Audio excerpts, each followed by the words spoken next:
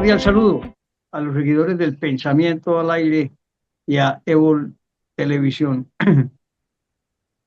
Vamos a conversar hoy con Pedro Juan González sobre temas importantes que están ocurriendo en este instante.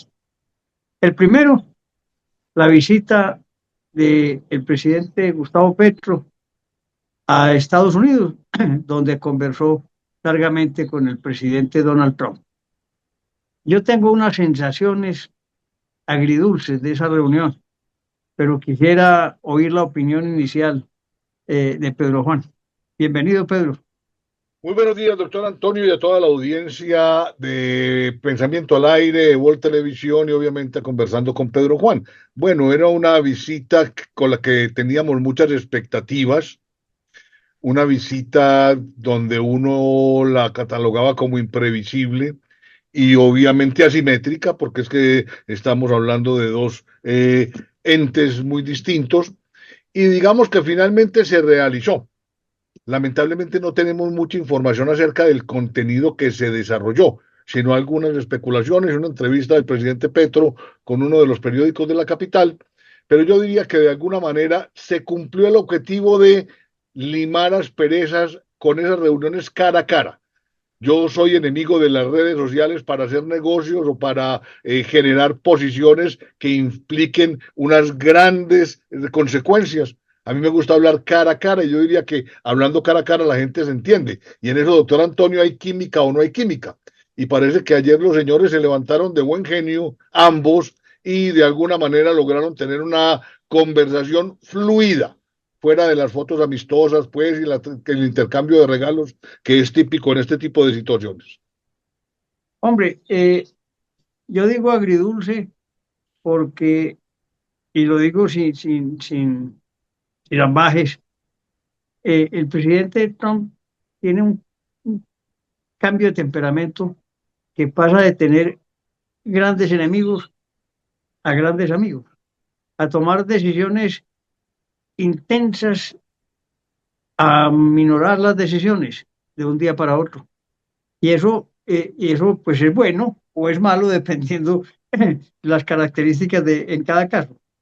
En el tema de Colombia, yo diría que a él la persona del presidente Petro no le gusta, pero también debe reconocer que es mejor tener de aliado a Colombia, sobre todo pensando en el próximo futuro inmediato, que un conflicto generalizado. Esa es mi opinión y por eso el hombre, oyendo consejos, porque parece que está oyendo bastante, sobre todo a los asesores Marco Rubio y Vance en estos temas, de pronto aminoró su posición eh, y estuvo más tranquilo. Pues yo diría, Antonio, que en eso el pragmatismo es lo que se impone. No hay afán de que nos queramos, no, coexistamos pacíficamente a partir del respeto. Usted tiene sus intereses, yo tengo los míos. Por ahí hay un símil parroquial muy elemental. Es que tú estás en una orilla y yo estoy en otro, pero estamos mirando el mismo río, más arriba, más abajo, desde las posturas, lo que sea. Tengamos intereses particulares que son legítimos, pero sepamos que hay que a ratos trabajar juntos para que las cosas rindan un poquito más. Yo diría que ambos mandatarios ayer estuvieron como en esa tónica. Sí, ahí primó la sensatez, que es lo que debe reinar en las relaciones internacionales. Así es. Eh, de manera que yo quedo tranquilo con esa reunión. Habrá que conocer detalles, más allá del intercambio de regalos, como tú dices, pero digamos que hubo calma, se vislumbra una relativa calma, hasta que al presidente Petro no le dé por decir algo en cualquier discurso para en cualquier pueblo de Colombia, ¿cierto? Esperemos que ambos controlen el lenguaje y podamos mantener unas relaciones amistosas y cordiales, porque para nosotros, y lo digo claramente, es muy importante la relación comercial, la relación amistosa con los Estados Unidos de América. Es de ese tamaño. La idea es que trabajemos conjuntamente y sobre todo lo que estás mencionando, que a partir de unos puntos sobre los cuales se logró algún tipo de acuerdo, que yo los desconozco formalmente hasta la fecha, pues se establezca una agenda. es que el uno, 2, 3 con responsables facilita el seguimiento y la idea es que lo que se diga se pueda hacer. Y sobre todo hay que entender que los dos son unos importantes representantes del ejercicio de la política. Es que ambos tienen elecciones durante este año en ambos países. Entonces también hacen sus cálculos de todo tipo. Sí, y allá el presidente Trump también tiene una serie de dificultades con el tema de esa entidad ICE, que es la que se encarga pues de la deportación y lo hacen un poquito violentos, ¿no? Pero tiene problemas allá en Minnesota, fundamentalmente, donde han ocurrido algunos excesos y muertes de ciudadanos. Y Era todo el mundo, y todo el mundo implora en que está bien que se controle la migración, que eso lo debe hacer todo el mundo, pero que se haga con más suavidad, ¿cierto? de Esa ese es la tamaño. forma, eso es el tamaño. De Hombre, ese vámonos. ¿Ah? es la forma. Y sobre todo, usted es libre de ejercer el derecho dentro de su territorio, dentro de los cánones de la ley y del buen trato de los derechos humanos. Correcto. Porque recuerde usted, Pedro, que dos o tres acciones poco tolerantes generan lo que está generando esa política. Es reacción contraria. Es una manifestación generalizada, inclusive en los premios Grammy, el gran ganador pronunció un discurso sobre el tema. En otras ciudades del mundo hay manifestaciones. Entonces, yo pienso que el presidente Trump a la larga va a obtener el triunfo porque va a poner las cosas en su punto.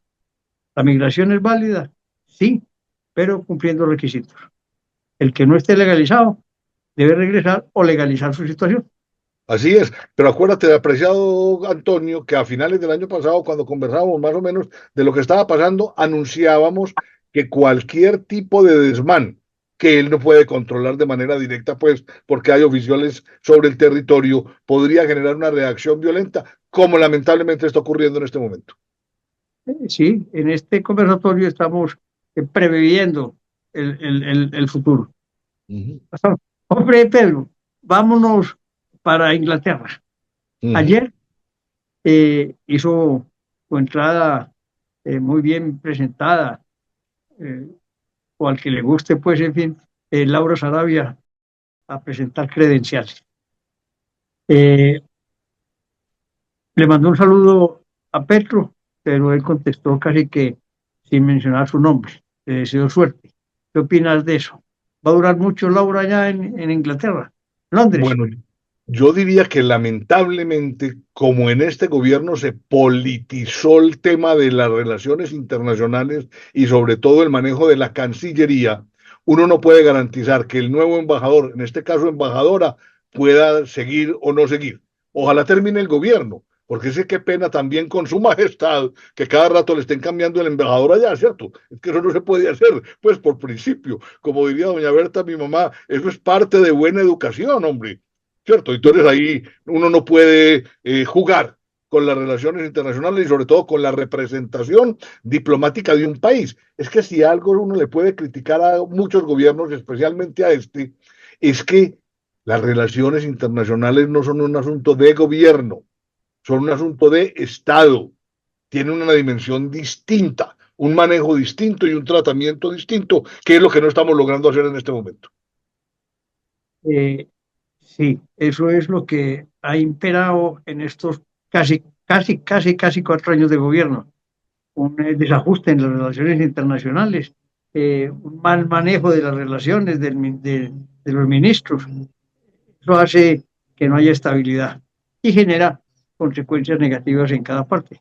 Así es, Es no hay agenda, no hay agenda. claro, si no hay agenda, hay problemas. Así es, Y como improvisando. él, y como él está únicamente el presidente dedicado a echar discursos para en el Cauca y en los lugares más inhóspitos para que sus áulicos estén ahí presentes, pagados para decir cosas que no debe decir, entonces es muy difícil gobernar así, es muy difícil.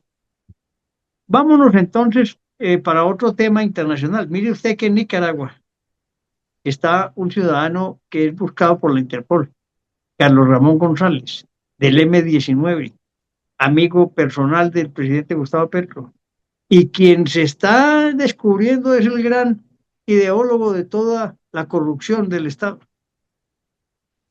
Y nada que Hombre, sale, nada que lo regresan, nada que lo entregan. Y el hombre campante allá bailando en Nicaragua y en reuniones. ¿Ah? hombre, eso es lamentable porque eso es reírse de la justicia colombiana, del pueblo colombiano y de los cánones normativos y legales que deben prevalecer sobre cualquier circunstancia.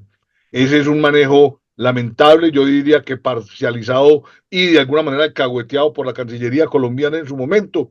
Y habrá que rezar para que lo de regrese. ¿Vos sí crees que un señor como Ortega lo va a devolver? Yo no creo, yo no creo. Yo tampoco creo, pero sí esperaría que si llega un gobierno distinto al del pacto histórico, la presión se incremente y pueda ser traído aún a la fuerza. Lamentablemente, hoy no estamos viendo eso. Esperemos confiadamente en que así sea, porque lo que sí parece mentira de momento es aquí no valen ni la aparición de la Interpol, no valen los acuerdos internacionales, no valen las solicitudes de que lo vuelvan a traer y que lo deporten. Es una cosa muy compleja, muy triste. Es una ausencia de transparencia, ausencia de justicia y de criterio desde arriba para que las cosas se logren hacer, ¿no? Así es. Y sobre todo de voluntad en este caso, apreciado doctor Antonio, como es amigo. Sí, como son amiguitos y además hay mucha plática por ahí guardada, eh, Ujú. eso tiene su historia molesta y que molesta mucho a los colombianos. Y por eso es muy importante recordarlo aquí. Así es. Este era el gobierno del cambio y se convirtió en un gobierno desastroso por la corrupción y la inmoralidad que ha imperado durante todo el tiempo. Lamentablemente, en cambio, se asoció a eso. Además, el concepto de idoneidad también está un poco embolatado, ¿cierto? Porque uno mira los perfiles de muchos funcionarios, los escándalos de corrupción alrededor de poder fortalecer un poco hojas de vida o currículums inexistentes en términos de experiencia y de formación académica. Eso es un desprestigio de aquel alumno. Hombre, ya que tocas ese tema, y tú que has sido rector de varias universidades y corporaciones universitarias, eh, me parece que ha sido terrible eso que está ocurriendo con esa universidad en Bogotá, vendiendo derechos a 20 millones para que obtengan títulos o se obtengan reconocimientos de algunos saberes, ¿no? Es un desastre para la educación. Eso debía ser, porque ya se inició una investigación, pero tener consecuencias realmente más graves, más allá de sacar a un secretario general de esa entidad o a quien expidió los diplomas. Eso es una política de esa universidad. Es lamentable bajo cualquier ángulo que usted lo quiera mirar, apreciado doctor Antonio, porque es que recordemos que la educación es un derecho fundamental. Se supone que el Ministerio de Educación le da el aval a instituciones para que funcionen. También el Ministerio debería emprender acciones para que dejen de funcionar. Obviamente, protegiendo los derechos de los estudiantes porque no los puede dejar en el aire y no todo el mundo es malo, ni mucho menos, ¿cierto? Pero pilas, allá fue que se perdió el decoro, se perdió el recato y eso como que lo estaban pues como vendiendo en promociones, pero recordemos que por aquí también tenemos algunas universidades que han tenido ruidos alrededor del tema. Sí, sí, eso es verdad, pero aquí ha impactado porque, digamos, ha llegado a la yugular del gobierno, a sus funcionarios de la Casa de Nariño, ha impregnado con esa corrupción también de educación a miles de funcionarios que quieren ascender en la carrera, y eso es muy malo, eso es perverso, mensaje nefasto para Colombia.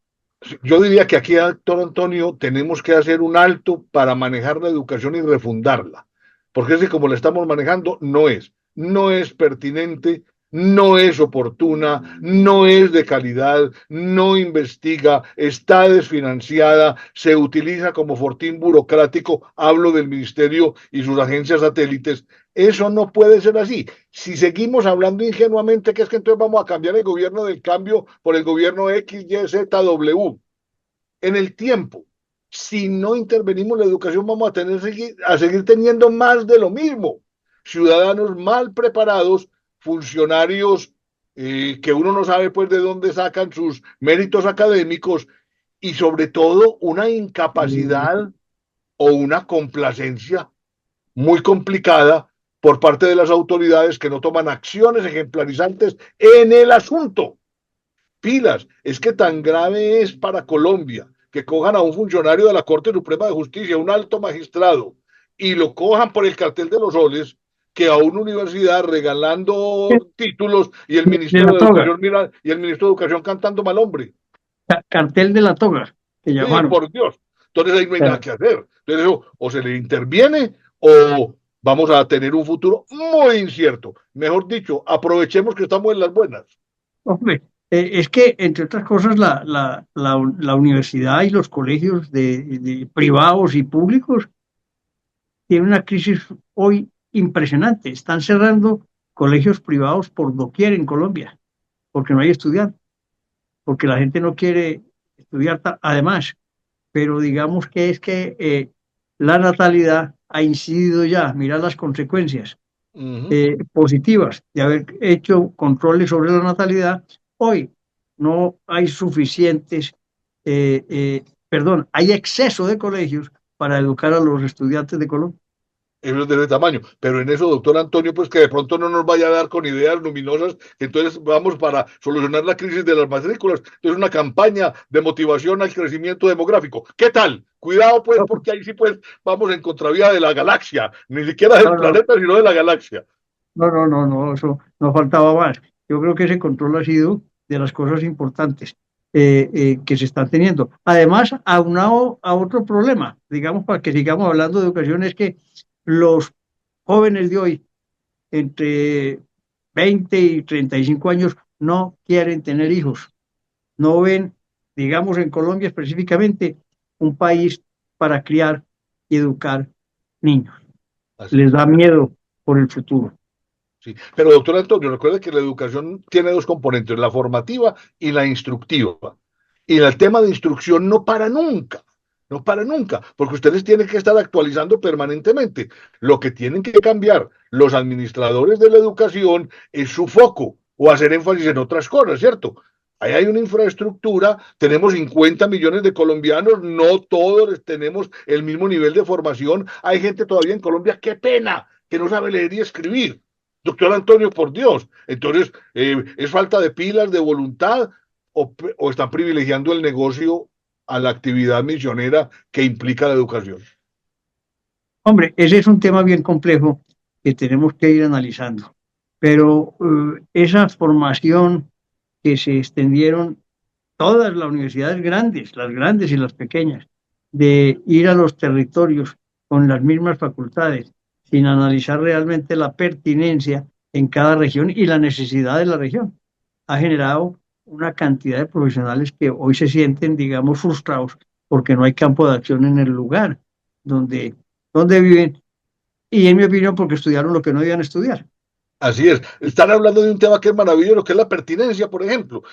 Sí. Viva la regionalización, viva la descentralización, siempre y cuando responda a las realidades del territorio, no a los intereses de la institución, que muchas veces mueve los programas que no están funcionando en el centro hacia la periferia, porque esa gran burocracia académica intelectualoide está enrocada dentro de esas estructuras y no deja que las cosas se muevan.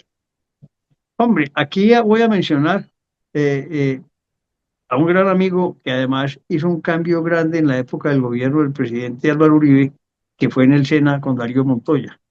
Darío Montoya, fuimos compañeros, no somos parientes, pero fuimos compañeros de colegio toda una vida y somos muy amigos, pero me parece que hay que reconocer que el SENA volvió a coger nivel en su época de mandato, que fue largo, además, porque hubo continuidad y hubo transformaciones importantes. Como todo habrá errores, pero que acertó en llevar el SENA con todos sus programas más pertinentes a las regiones. Eso es así. Ahora, lamentablemente, el doctor Montoya Antonio, que es una persona muy conocedora y seria en el asunto, tuvo la oportunidad de estar 2 periodos de gobierno allá, ¿cierto? Eso le da continuidad. Pero lo importante es haber proyectado para que después de haber pasado, pues que hubiese continuidad con gobiernos distintos. Y eso sí no se puede garantizar 100%, ¿cierto? Claro, claro. Pero digamos que esas profesionalizaciones, esos artes u oficios que desarrollaron o que están desarrollando, es un bastión importante para el desarrollo de las regiones. Es así. Ahora, yo en esto soy absolutamente práctico y respetuoso también, doctor Antonio. Zapatero a tus zapatos. A mí no me gusta que el SENA pretenda ser universidad. Es como si la Universidad Nacional pretendiera ocupar el campo del SENA. No, señores, cada uno en su área, porque ambas áreas las necesitamos. No nos volvamos competidores, es que estamos saturados. No, Claro, hagamos lo que tenemos que hacer, cada quien en su nicho, en su segmento, con su foco. así es, estamos de acuerdo.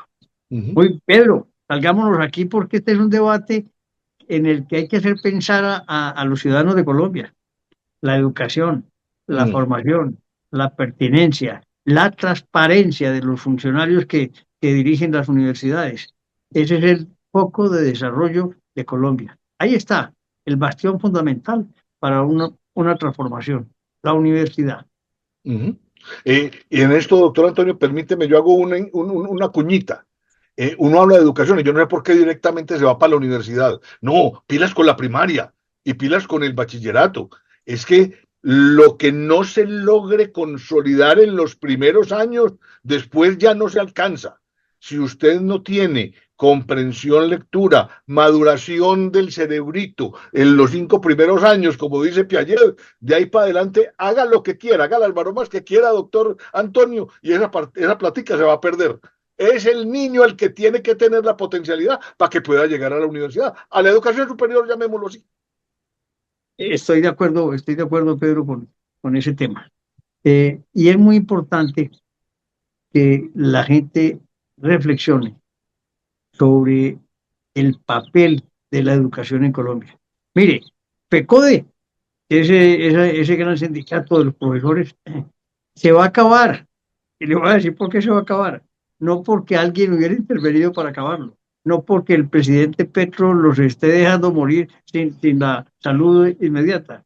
Se va a acabar porque no va a haber estudiantes para mantener ese trabajo. Mire qué tristeza. Lo derrotan por ausencia de estudiantes. Ese es un tema para analizar también. Por implosión. Sí, ese es increíble, increíble. Que la transformación de FECODE o la desaparición posible sea consecuencia de un problema generalizado en el mundo y es la ausencia de niñez que vaya creciendo y quiera ir a la universidad, porque ese es otro factor. Hoy no quieren ser profesionales los jóvenes. Así es. Lo que pasa, doctor Antonio, es que hay que entender los ritmos de las grandes organizaciones.